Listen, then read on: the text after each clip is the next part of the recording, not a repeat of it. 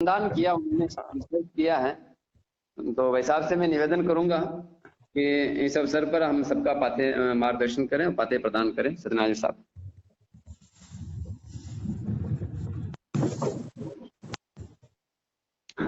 आज हम श्रीमद् भगवद गीता जयंती का ये शुभ अवसर है और लगभग 5000 वर्ष पूर्व हमारे यहाँ ये महान घटना घटित हुई थी, जब युद्ध के मैदान में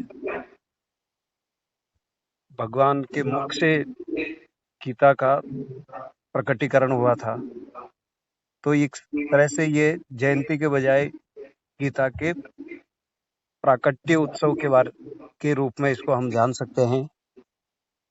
और वैसे भगवान ने श्रीमद् भगवद गीता में ये उल्लेख किया है कि ये जो ज्ञान है ये सनातन काल से चला आया है, लेकिन ये नए नए स्वरूप धारण करता रहा हर युग में, और द्वापर युग में ये फिर से प्रकट हुआ, जो अनंत काल से चला आ रहा था।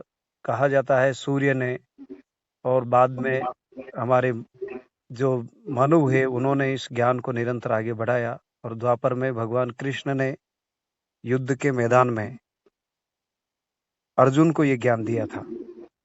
लेकिन गीता शाश्वत ज्ञान है, ये कभी ऐसा नहीं है कि आज के युग में है कल नहीं रहेगा। ये पहले भी शाश्वत की तरह से मार्गदर्शन करता रहा और आज भी उसी प्रकार से संपूर्ण जगत का मार्गदर्शन कर रहा है।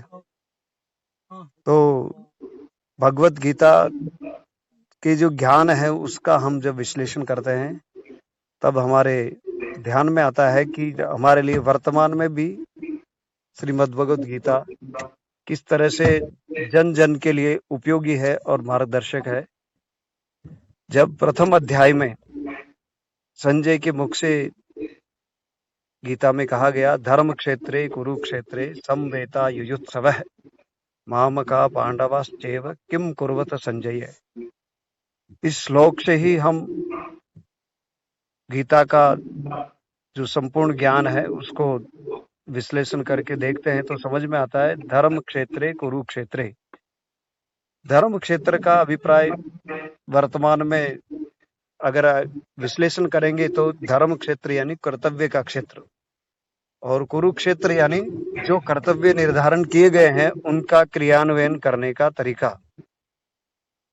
तो जो कर्तव्य क्षेत्र है उन कर्तव्यों को क्रियान्वयन कैसे किया जाए, इसके लिए मनुष्य को अपने आप को तैयार करना होता है, और जो कर्तव्य को ठीक से समझ जाए वह उसका क्रियान्वयन भी ठीक से कर सकता है। इसलिए भगवान कृष्ण अर्जुन को निमित्त बनाते हैं इस कार्य के लिए, और निमित्त बनाते जब प्रत्येक व्यक्ति को जब अच्छे कार्य के लिए निमित्त बनाया जाता है तो अच्छा कार्य जब करना हम आरंभ करते हैं तो अनेक परिस्थितियां उसके समक्ष उपस्थित हो जाती है, और अच्छे कार्य में बाधाएं ज्यादा उपस्थित होती है और मन भी द्वंद्व से ग्रसित ज्यादा होता है, क्योंकि संसार में रह करके मनुष्य सांसारिक परिस्थितियों से घिर जाता है।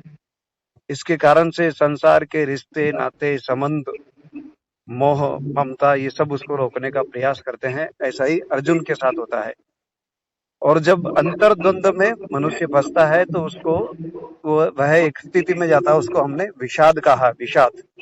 और गीता में प्रथम अध्याय को अर्जुन विषाद योग कहा गया है, विषाद को भी योग कहा है, क्योंकि जिस व्यक्ति को हमें तैयार करना है जब तक उसको विपरीत परिस्थितियों से हम नहीं गुजारेंगे और उसके समक्ष ऐसी कठिन परिस्थितियां नहीं आएगी तब तक उसका ठीक से मन है वो तैयार नहीं हो सकता।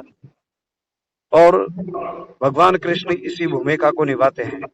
और वर्तमान में जब हम भगवत गीता की वैज्ञानिक व्याख्या करके देखते हैं और संपूर्ण विश्व के लिए ये मार्गदर्शक बने, इसके लिए एक सुंदर व्याख्या इस समय की जा सकती है।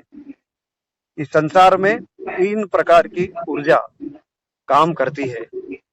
एक होती है सकारात्मक ऊर्जा, एक नकारात्मक ऊर्जा और एक तटस्थ ऊर्जा।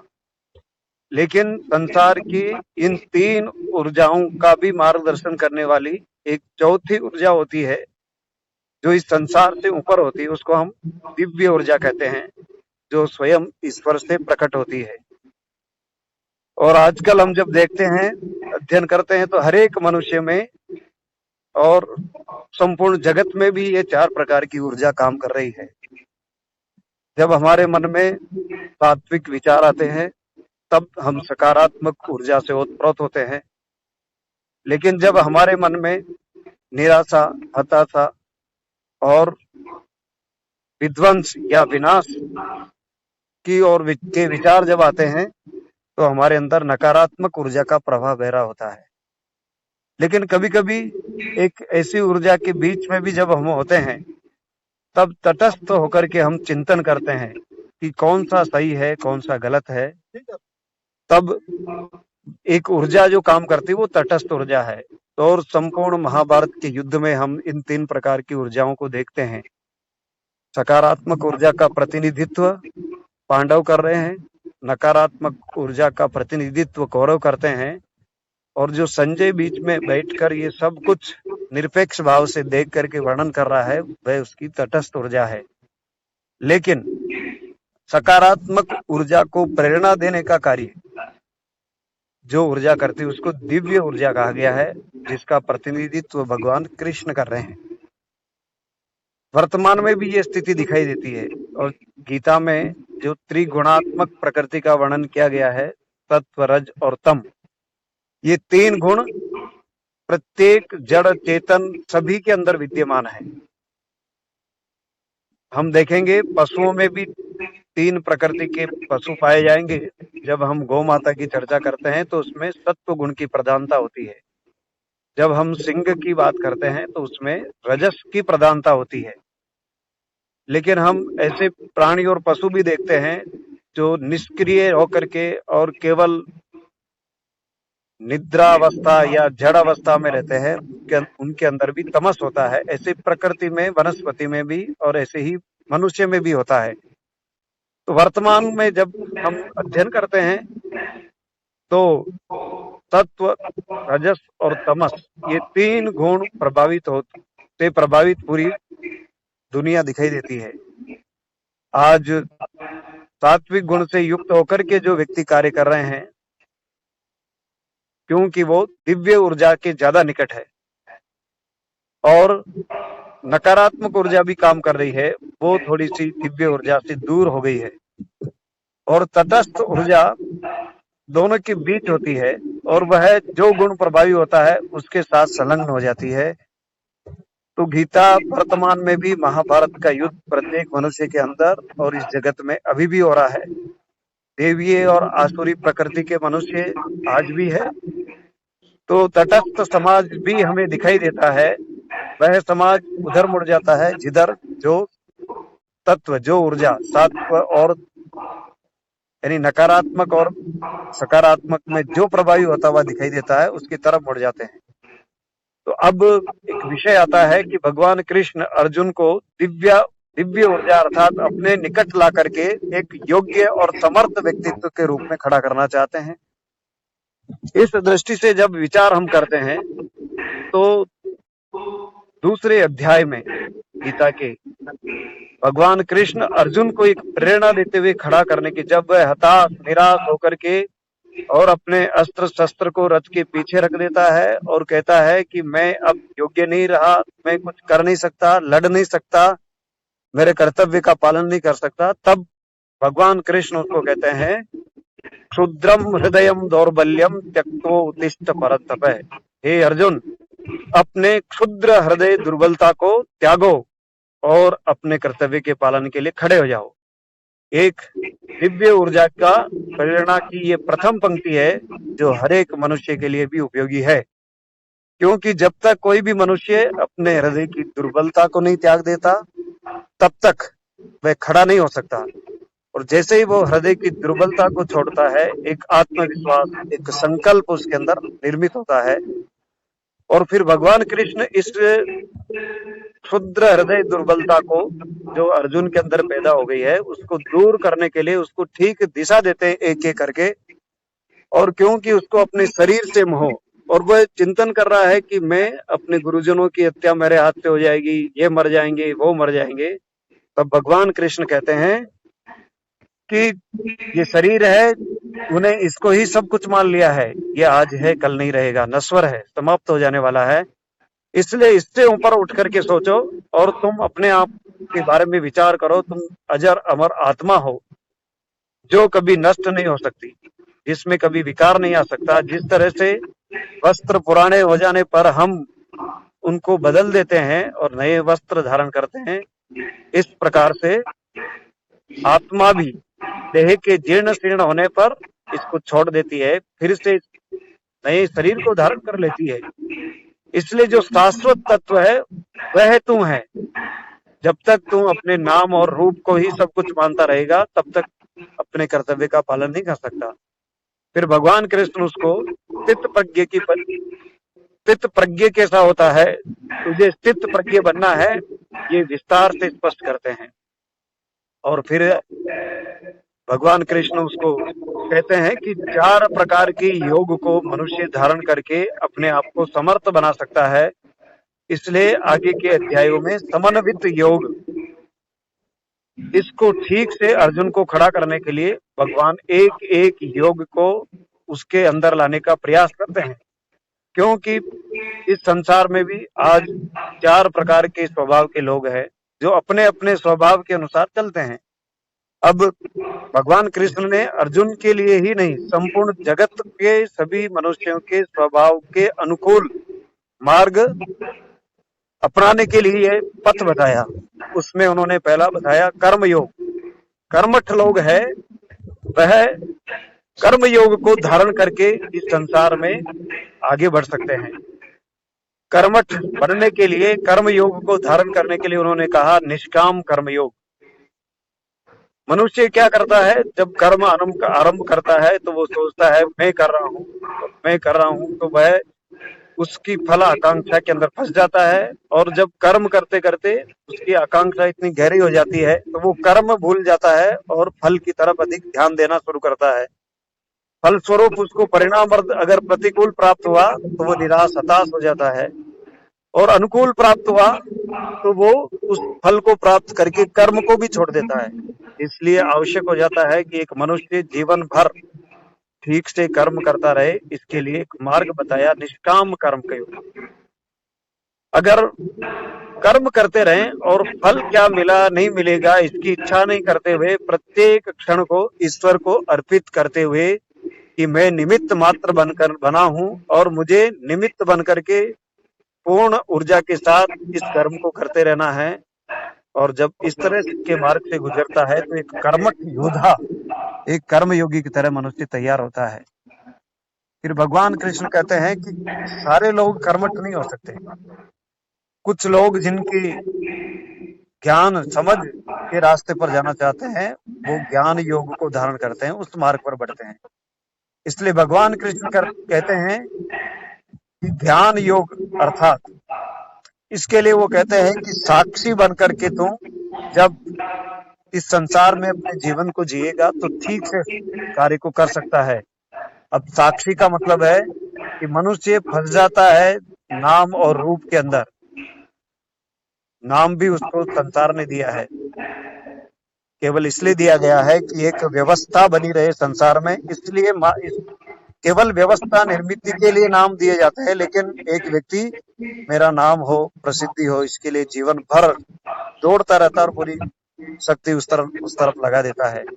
एक किसी को अपना शरीर मिला है, लेकिन इन दोनों में नहीं फंसते हुए मैं एक तीसरा हूं, अर्थात अपने आप को भी दूर खड़ा होकर के देखता रहे। और अपने से भी दूर हट करके जब व्यक्ति देखना शुरू करता है तो एक साक्षी भाव आता है, और इसी साक्षी भाव से भी वह उसी जगह पहुंच जाता है जहां एक सच्चा कर्मयोगी पहुंचता है।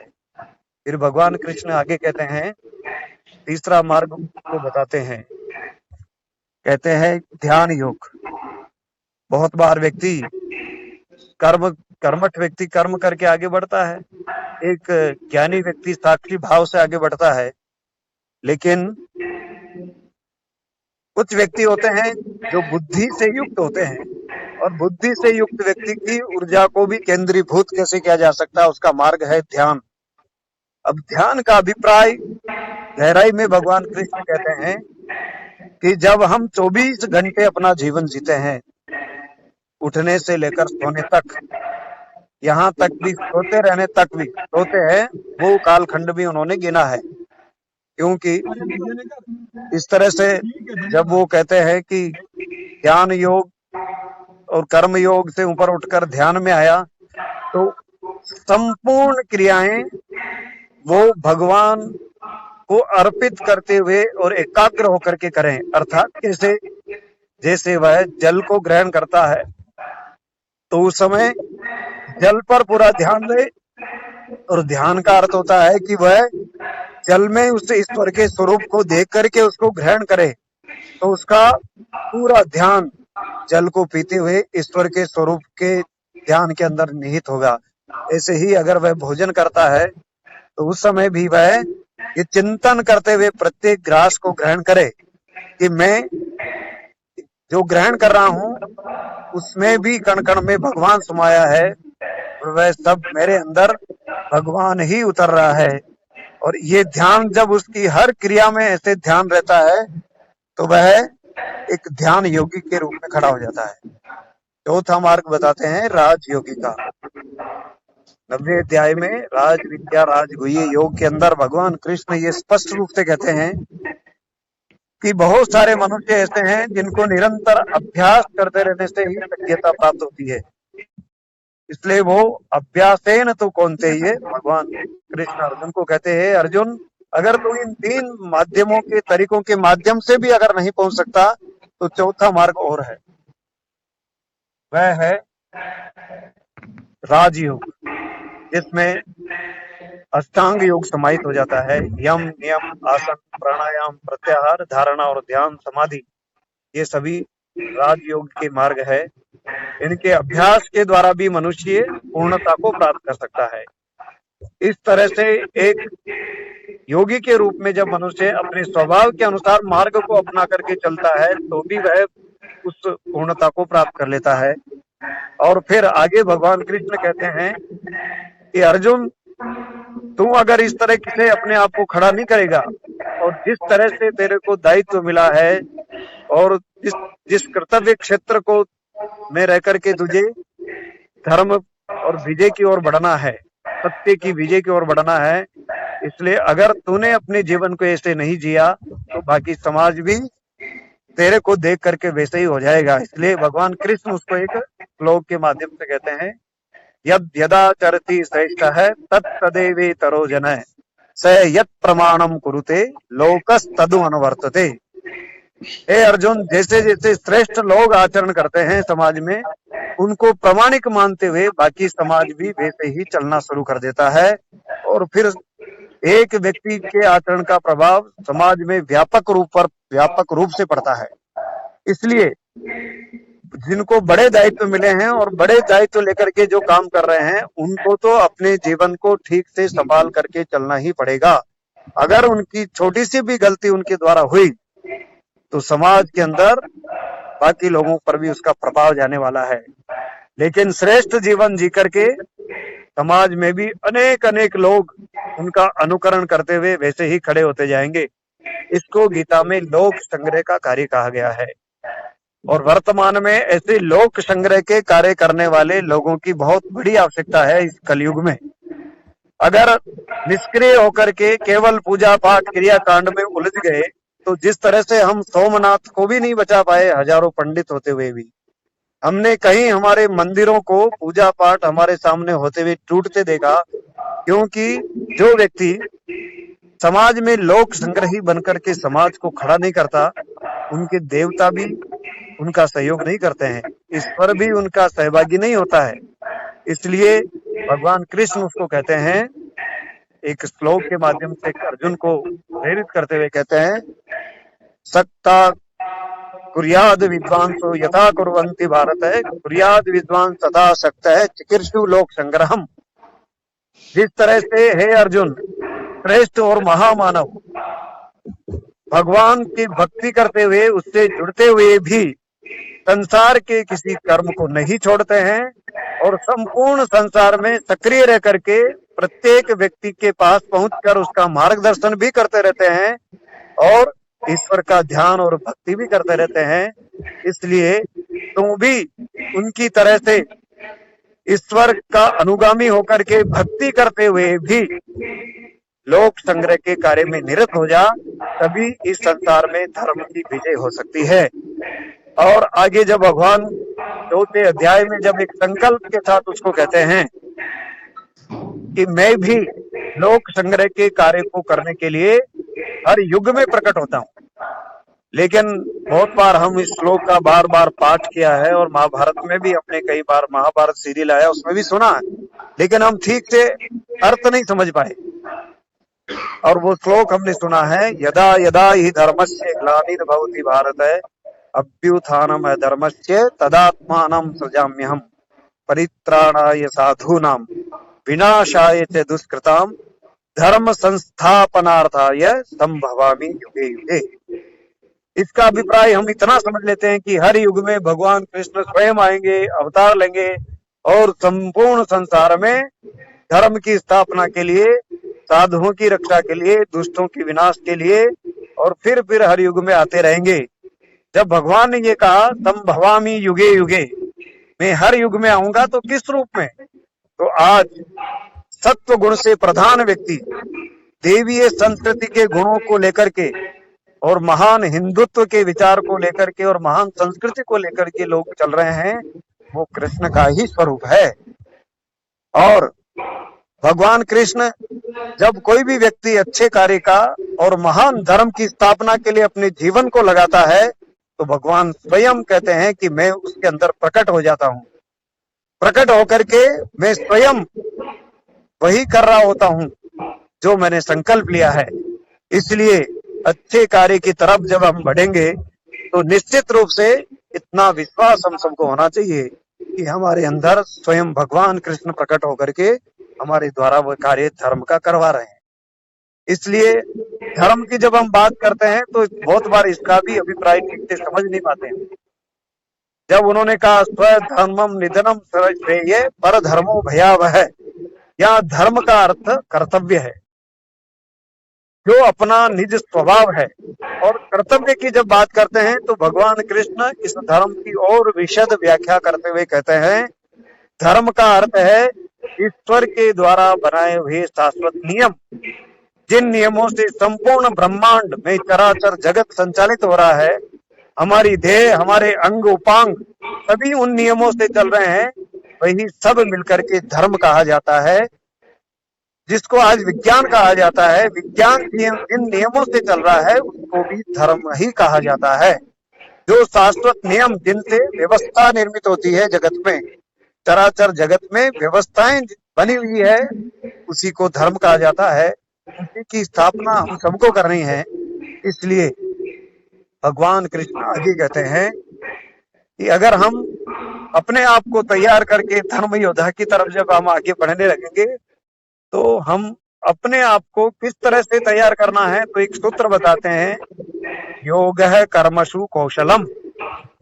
अर्थात कर्मों में जब योग आ जाए तब वह कुशलता आ जाती है जिससे मनुष्य इस धर्म के कार्य को ठीक से संपन्न कर सकता है। और कर्मों में योग आने का अभिप्राय क्या है? कर्मों में योग आने का अभिप्राय है निष्कामता, ईश्वर अर्पण की बुद्धि और इस तरह का भाव कि ये जो कुछ कर रहा है वो ईश्वर ही करवा रहा है मुझसे, मैं तो निमित्त मात्र बना हूं। और निमित्त बन करके उसी की शक्तियों के द्वारा मैं सब कुछ संचालित हो रहा है मेरा, ये भाव जब निरंतर बना रहता है तब कर्मों में योग का आगमन हो जाता है। और जब व्यक्ति ऐसा करता है तो भगवान कृष्ण उसको कहते हैं कि तुम मेरे को संपूर्ण समर्पित होकर के जब कार्य करते हो तो योग क्षेम वहाम्यहम, मैं तुम्हारे योग और क्षेम को मैं स्वयं वहन कर लेता हूँ। सारी व्यवस्था भगवान स्वयं करते चला जाता है, लेकिन आवश्यकता है क्या हम हमारे जीवन को संपूर्ण ईश्वर के चरणों में समर्पित करके हम संसार के सारे कार्य कर रहे हैं क्या? नहीं तो हमने किंचित थोड़ा सा भी ये विचार रखा कि मैं हूं, मेरा अस्तित्व है, इसलिए मैं कर रहा हूं, इसलिए ये सब हो रहा है, मेरे द्वारा ही होगा, मैं करूंगा तभी संभव हो पाएगा, मैंने नहीं किया तो कुछ नहीं होगा, ये भाव आते ही ईश्वर उस व्यक्ति से दूर हो जाता है। ईश्वर तो सदा प्रतिक्षण हमारे साथ है, कभी साथ छोड़ता नहीं, हम ही उसका साथ छोड़ देते हैं। जब ये भाव हम धारण करते हैं कि मैं कर रहा हूं, जैसे ही मैं का भाव आया, ईश्वर हमारे से अपने आप दूर हो जाता है। फिर मैं के अंदर फंसकर हम इस संसार की संकीर्णताओं में फंस करके तनाव दुखों से ग्रसित होकर के अपने जीवन को जीना शुरू करते हैं। और हम सोचते हैं दुख आ रहे हैं, तनाव आ रहे हैं, ये बाधाएं आ रही है जीवन में, ये क्यों हो रहा है? क्योंकि हमने मैं का भाव ला करके ईश्वर को दूर कर दिया। और ईश्वर जब साथ छोड़ देता है तो मनुष्य के हिस्से में दुख तनाव के सिवाय कुछ बचता नहीं। इसलिए भगवान कृष्ण गीता की इस गहरी व्याख्या को करते हुए अर्जुन को आगे गहराई में समझाते हैं कि तू इस पवित्र भाव से ये कार्य करता हुआ चल, और जब ये निरंतर करता रहेगा तो तू देवीय संपदा से युक्त हो जाएगा, और वह देवीय संपदा से युक्त होकर के तू संपूर्ण समाज को भी उससे युक्त कर सकता है। इसलिए वो कहते हैं अभयम सत्व संशुद्धिर ज्ञान योग व्यवस्थिति दानम दमश्च यज्ञश्च स्वाध्यायस्तपार्जवम अहिंसा सत्यम क्रोधो। इस तरह से वह ऐसे 25 देवीय गुणों की संपदा से युक्त होकर के कहते हैं अर्जुन, जिस दिन तू देवी संपदा से युक्त होकर के अपने जीवन को तैयार करेगा, हर क्षण मैं तेरे साथ खड़ा रहूंगा, मेरी सारी शक्तियां तेरा साथ देगी। और इस तरह की भाव को वर्तमान में भी करने की आवश्यकता है कि हम इस युग में जब जी रहे हैं तो हमारे समक्ष भी देव और असुर ये दोनों शक्तियां काम करती हुई दिखाई दे रही है। और अगर हमें ठीक से खड़ा होना है, आसुरी शक्तियों को पराजित करना है, तो हम सबको भी देवीय संपदा से युक्त होना पड़ेगा। और देवीय संपदा से युक्त होने के लिए निरंतर अभ्यास साधना ये करनी होगी।